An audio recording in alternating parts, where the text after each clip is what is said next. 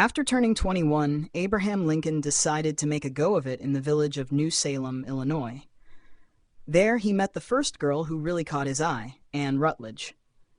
Anne was very beautiful, with blue eyes, reddish-brown hair, standing at 5 feet 3 inches tall and slightly plump.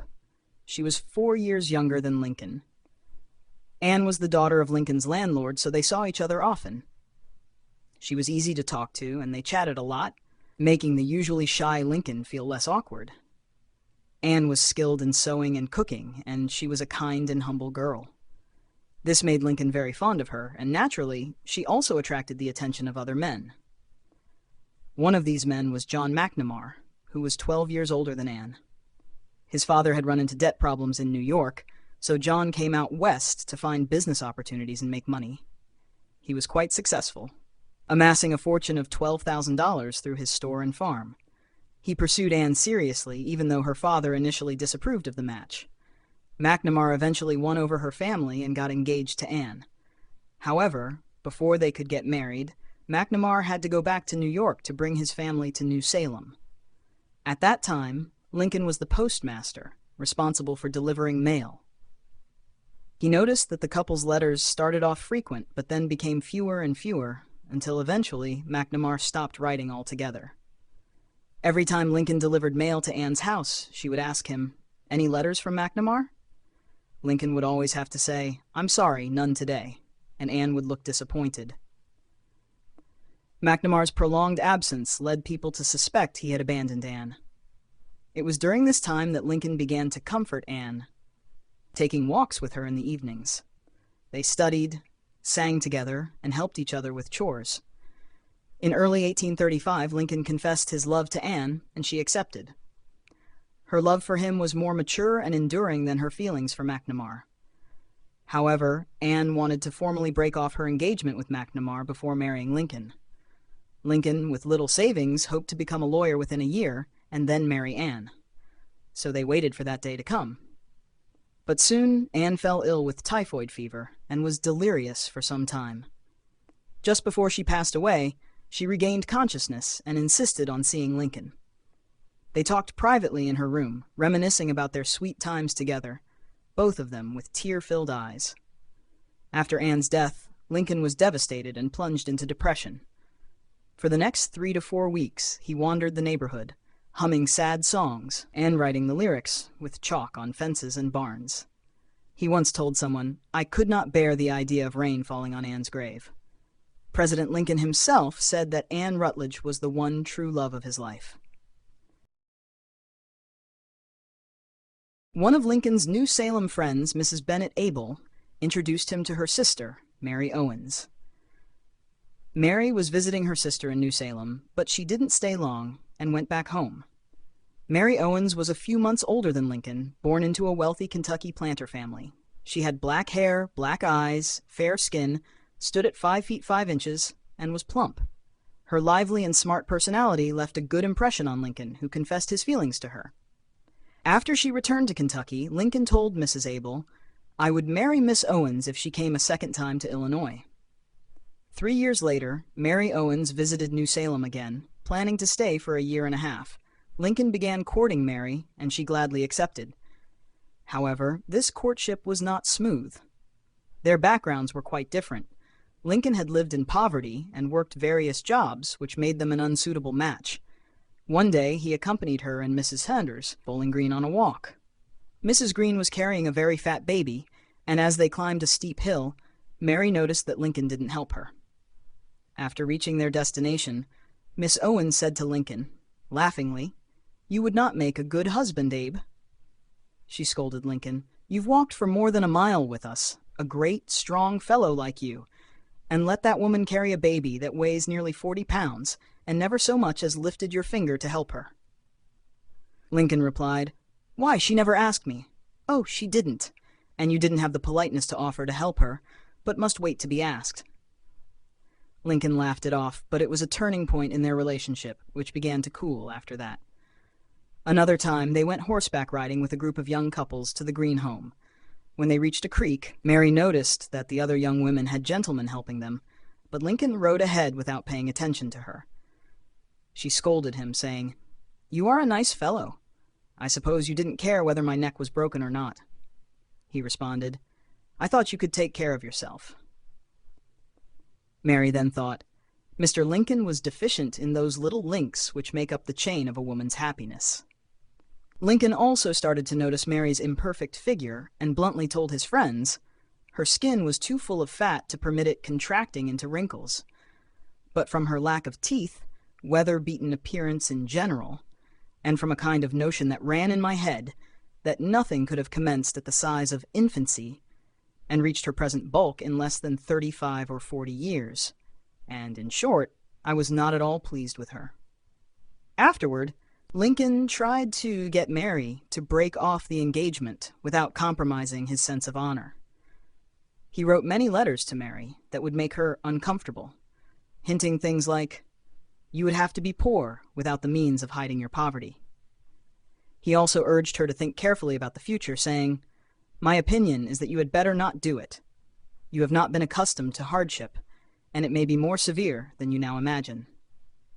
Mary didn't end the engagement on her own, so 3 months later, Lincoln wrote a lukewarm proposal letter.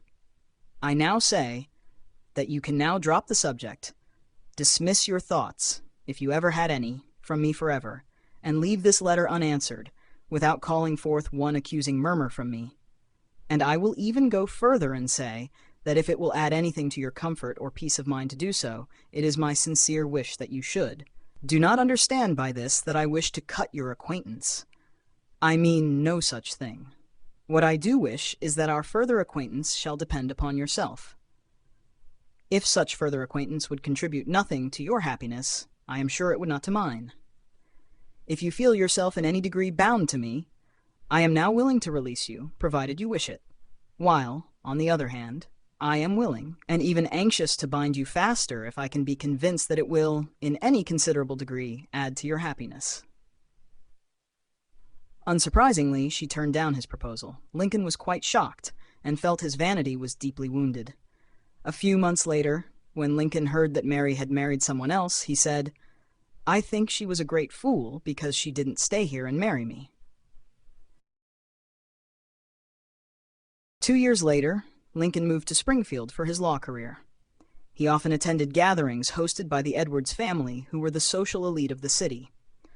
There he met another Mary, Mary Todd. Mary was 9 years younger than him, a short and plump woman. Though not exactly pretty, she had clear blue eyes and fair skin. Like Lincoln, she was from Kentucky. She was born into a wealthy family with slaves and attended the best schools. She was well-bred, elegant, and witty, which attracted many suitors, including Lincoln. But Lincoln was clumsy, shy, and introverted. He danced awkwardly with Mary once, which annoyed her and made her think he couldn't hold a lengthy conversation with a lady. Back then, the average age for women to marry was 19, so 22-year-old Mary was getting anxious. She tried flirting with Douglas, but he was focused on his career. She found Speed handsome, but he liked another girl. Edwin B. Webb seriously pursued Mary, but he already had 2 big kids. Compared to them, Lincoln was a decent choice. As they got to know each other better, they found they had similar experiences. Their birth mothers had died early, and their fathers had remarried. This made Mary more comfortable with older men. Besides, Lincoln was a competent lawyer, a state legislator with political ambitions, a rising man. In their relationship, Mary was more proactive. No matter what, Mary had decided to marry Lincoln, and they got engaged in 1840. However, Lincoln's fear of marriage haunted him. He had no savings and no house and felt he couldn't provide Mary the luxurious life she was used to. He also worried about his lack of sexual experience and whether he could maintain passion after marriage. Meanwhile, he had fallen for another elegant woman, Matilda Edwards, but he was too shy to approach this tall beauty. Lincoln became more and more anxious, his mind filled with dark thoughts until he had a nervous breakdown. He told a friend, "It would just kill me to marry Mary Todd." He told Mary they were not compatible and should not marry, and he broke off the engagement. Mary was very shocked, saying she had once hurt someone the same way. Lincoln was moved, pulled her onto his lap, kissed her, and then they broke up.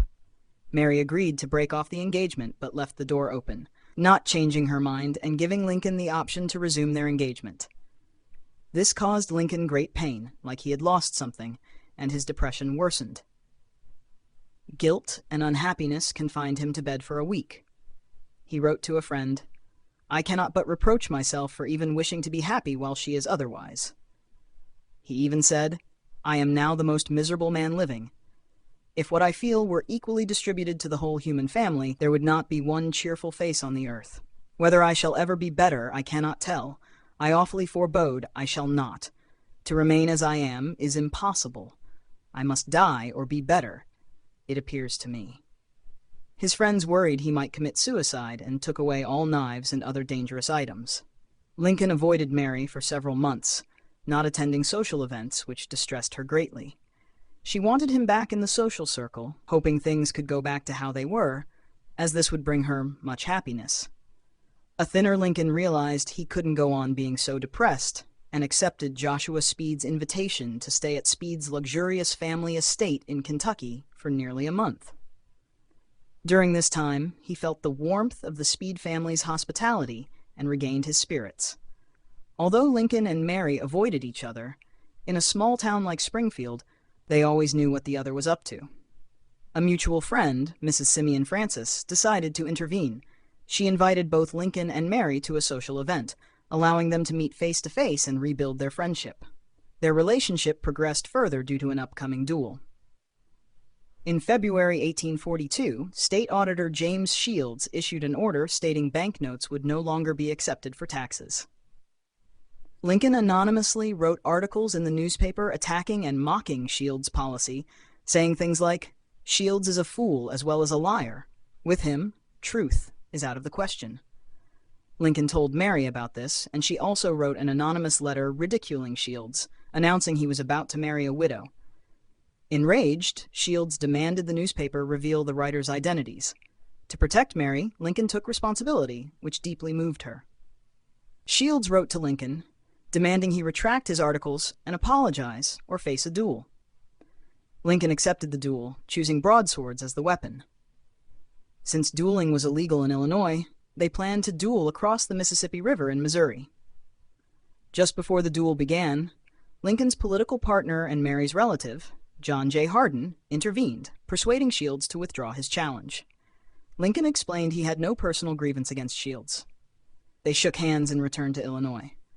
5 days later, Mary asked John J. Hardin to help rekindle her relationship with Lincoln. He invited both to his sister's wedding. At the wedding reception, Mary sat across from Lincoln, and they chatted as they had before. When the young people gathered at the Hardin home prepared to go out, Mary wanted to join them but had no escort. Lincoln rode up on horseback, inviting Mary to join the group, and she accepted. From then on, they secretly met frequently. With little advance notice, Lincoln and Mary Todd married on November 4th. That morning, the bride informed her sister about the wedding that evening. Lincoln didn't invite his best friend to be his groomsman until the afternoon, and the marriage license was issued on the day of the ceremony. When asked where he was going as he prepared to leave for the wedding, Lincoln replied, "I guess I am going to hell." The wedding went smoothly, but some observers doubted it was a love match, speculating Mary might have seduced Lincoln the night before, making him feel obliged to marry her immediately to preserve her honor.